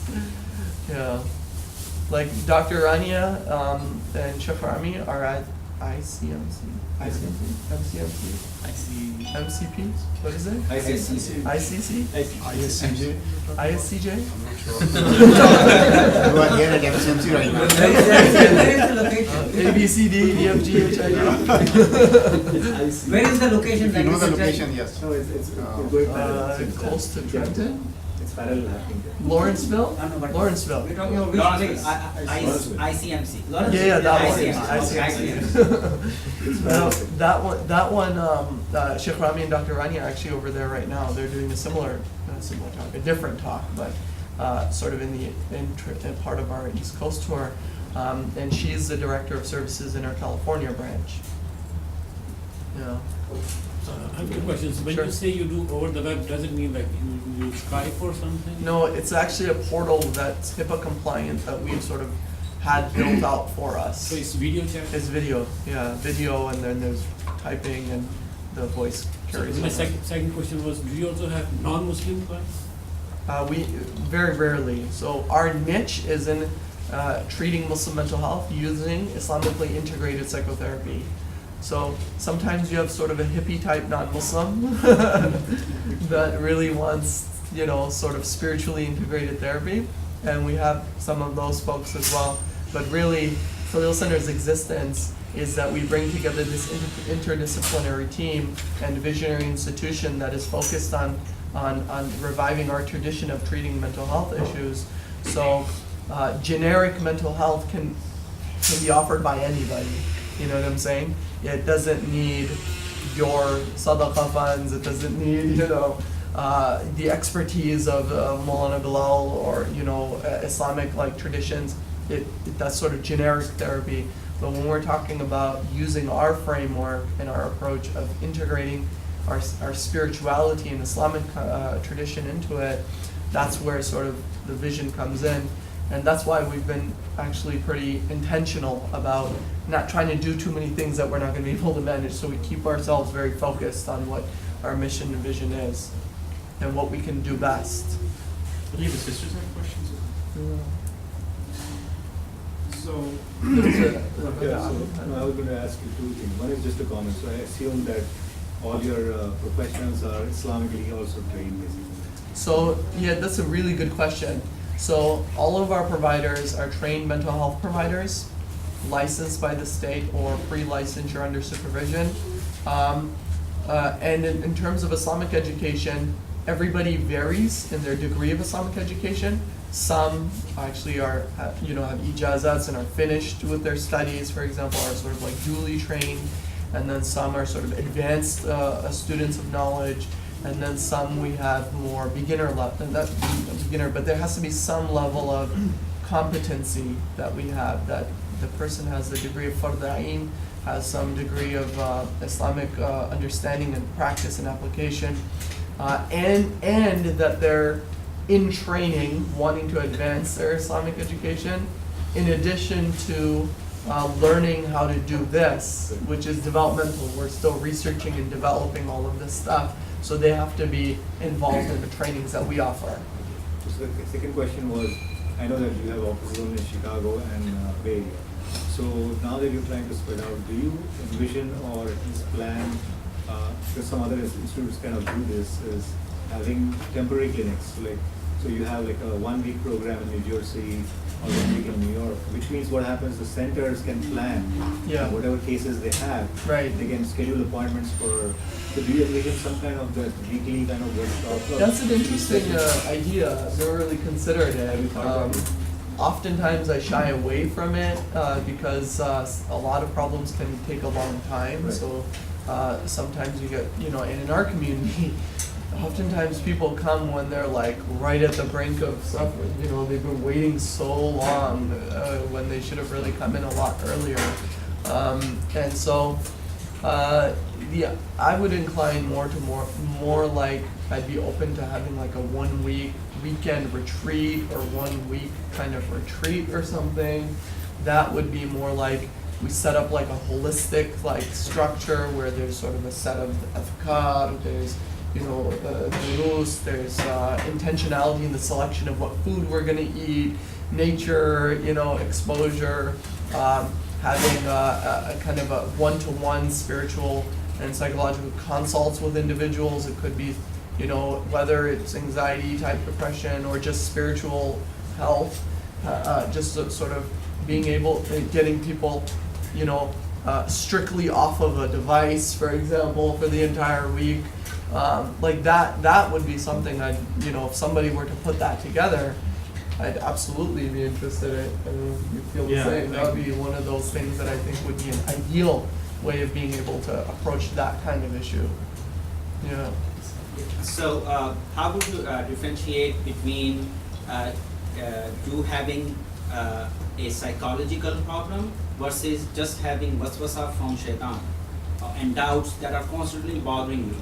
And then people who go to second, third level of depression, they say, oh, he's possessed by a jinn, right? Yeah. So how do you differentiate, or how do you know that this problem that I'm having is really because of my own nafs, or is it shaitan, or is it I'm psychologically sick, or is it a combination of all three? Right, and yes to all of them, actually. It could be all of those possibilities, one of those possibilities, or not, or none of those possibilities. And I think that the art is in the sophistication of a lot of the models and trainings. I mean, this itself, this question, I mean, if you're really interested, actually, you can get on our YouTube channel, and I have a talk that I did with Dr. Fahad on waswasa, on OCD. So you'll get the answer and more on that, sort of like a 45-minute, 1 hour lecture on waswasa and OCD scrupulosity, sort of. And then I do differentiate between normal waswasa and then being normal, and then there's sort of like clinically, and even our fuqaha differentiate between the two. One that leads to the severity of losing ikhtiyar, an ability to control oneself, and there's different dispensations, legal dispensations for those individuals, than somebody who's having excessive thinking, for example, and there's a difference between those two. And then how do you conceptualize shaitan? And actually in that lecture it covers that. Another lecture, if you're really interested in, is the differentiation of jinn and psychological disorders, and that is in another lecture that I did in Canada. And so if you type in Ar-Rashad, Al Rashad Center, Center RE, because it's Canadian, not ER. Can you type it? Yeah.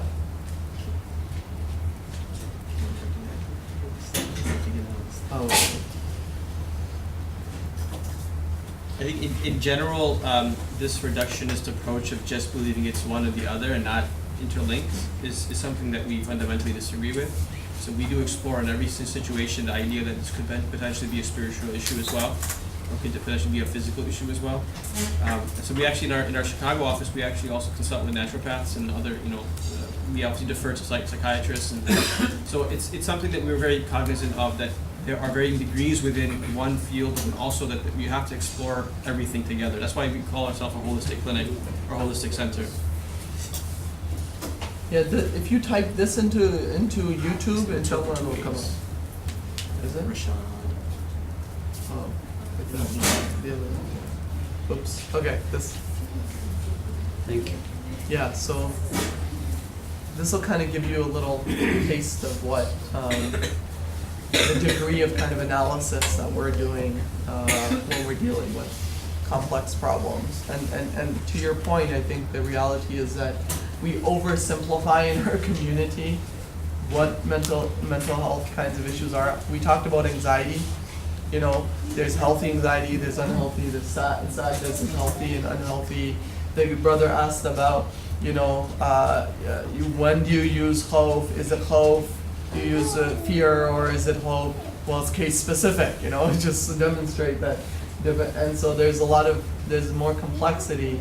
And so rather than saying, mental illness is all just lack of iman, or it's all Western, or it's all jinn, we reject all of those simplistic notions, that there's a more sophisticated approach, that our deen itself has the capacity to deal with all of the nuances of these issues.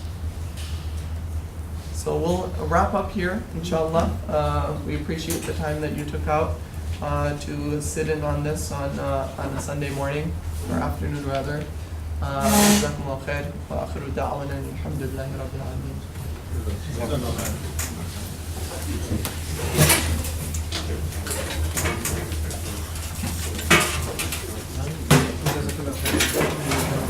So you guys need like a card or something that how long are you guys in? All of our email is on the website. On the website, on the KhalilCenter.com. How long are you guys here for? Tonight you're fine?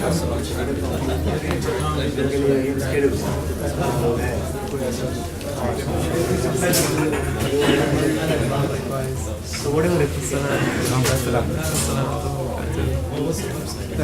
likewise, alhamdulillah.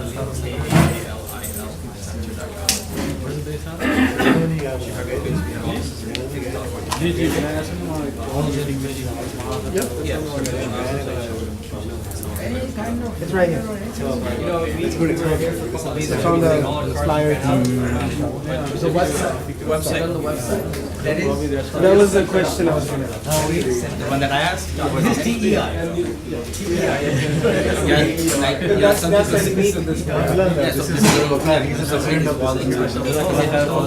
Is he really have become sick, or is it shaitan that is bothering him? Or is it something like back in Pakistan, so he's possessed by a jinn? So basically, how you differentiate and at what point you come to a realization that He will stay in because our Imam is the one who deals with these cases. But I know there are some probably cases going on here. Okay. We actually do like an imams training as well. So I mean, we haven't put it on the calendar, but there is a intention to have East Coast imams training. We call it like first responders training. We also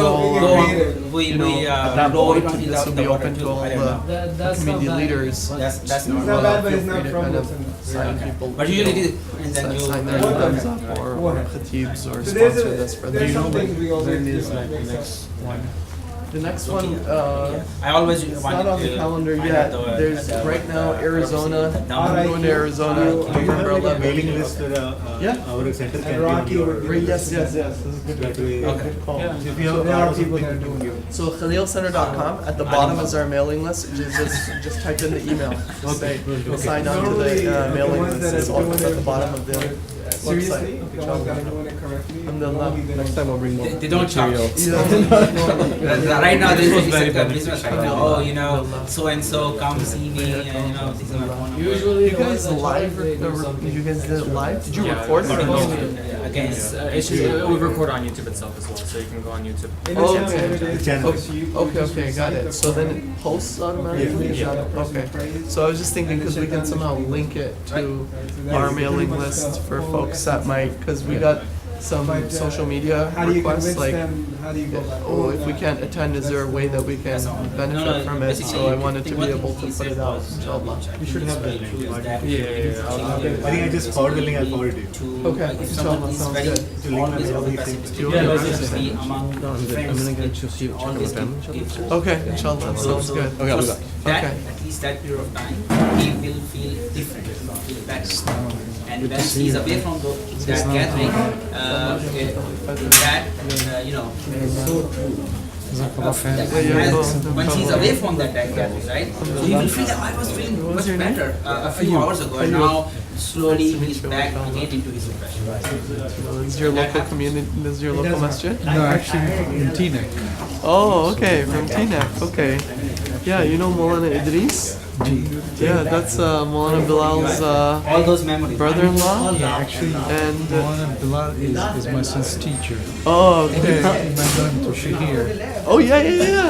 Right, so I'm nice, his father. Okay, And after mashallah. some time, Second brother. Oh, I see. Oh my God. Mashallah. That's why we wanted to meet you I guys. see. And He's, we heard that you yeah, guys were coming. mashallah. Mashallah. Alhamdulillah. Jazakallah khair for coming too. So is the rest of your day booked? I think we have something going on at, Okay, you're not sure what's. yeah. So for marriage counseling, how do you guys? How do you have it set up in terms of what do you charge or what do you do? Again, it goes back to the whole sliding scale thing where it depends on a person's ability to pay. So if you have insurance, then you just bill the insurance. If you're not insured, then it's based upon your financial situation. And then if a person can't pay, then there's sort of financial assistance application. So one of my cousins just recently got married, and she wanted to. She actually asked me 2 days ago, and I was going to talk to Imam, but then Yeah. this You got it. So Premarital? like Or- they got married. They got married. They got married Okay, got already, it. so I don't know the extent Yeah. of what's the. So issue. marital counseling would be quite challenging to do online because I generally don't like to do marital counseling online just because sometimes the connections, so many different people talking at once, it becomes really challenging. And people get into really important discussions and then all of a sudden the connection starts to slow down. As soon as I feel lunch, so I don't go to waste. I'm just very honest with you. I don't think it's a good idea. I don't know. That's what I'm asking you. But Okay. even then, like before I travel, I eat very, very late. Okay. Yeah. Yeah, I'll take one of them. He's You by wanna just himself. I put have a it- family with me. Yeah, you wanna just And his put it- stomach is better, stronger than mine. It's more resilient. Like I could hardly eat anything before a trip. Before a flight. So, So what do you recommend But, in Jersey that in- could actually in, Islamically? well, there's somebody in Long Island, but kind of far, and then Manhattan as well. This is Sadia Yunus. Oh yeah. Yeah, so What's his name? her name is Sadia Yunus. Sadia Yunus. Yeah. And how would I reach? She actually has a website, so just type her name SAADIA, I believe. YUNUS. Long Island. So can you text me that? Okay, I just gotta find out where it is.